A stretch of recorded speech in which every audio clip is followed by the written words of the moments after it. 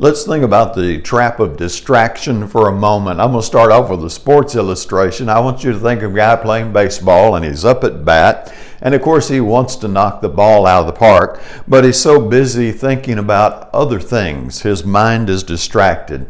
He's thinking about how many people are in the arena, what his friends are going to think if he doesn't knock the ball out of the park.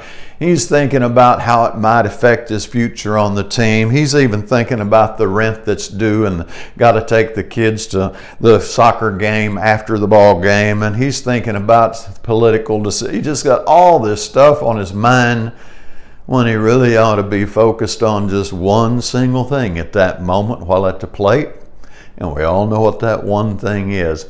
That is the trap of distraction, where your energy ought to be in this one place for right now in this moment, but it's just scattered all over the place, kind of like the shotgun versus the single bullet. Colossians 3 verse 1 and 2, Paul would tell us to set our minds on heaven. That is the most important thing for the Christian, is the pursuit of heaven. In Matthew 6, 31 through 33, Christ said, "Seek first the kingdom of God and His righteousness." And in that context, it was amid the ideas of worrying about food and clothes and shelter and those kind of things. And he said, don't worry about that. God's going to take care of you.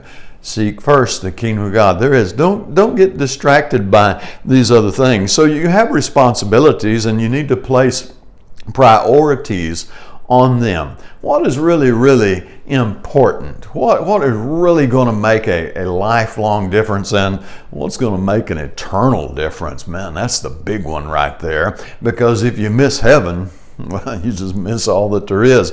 So you want to get your priorities in there right. And of course, I'm going to tell you, heaven needs to be the number one top, most important, awesome priority in your life. And then, of course, you have to learn to say no. You have to learn to say no to things that are okay and good, so you can say yes to those top priorities. Let's face it, we all have a limited time. There's no way around that. And if I try to do everything on my wish list, I'm going to be pretty distracted. But if I focus on the most important things on my wish list, at the end of the day, the end of the week, at the end of the month, I'll feel like I made progress, and I'll feel like I'm going somewhere. So be careful. Don't get caught in the trap of distraction. Balance your priorities out. You pick them. It's your life. You live it. But don't spread yourself too thin. Spread yourself too thin, you end up missing out on just about everything. So give it a thought, and as always, have a good day.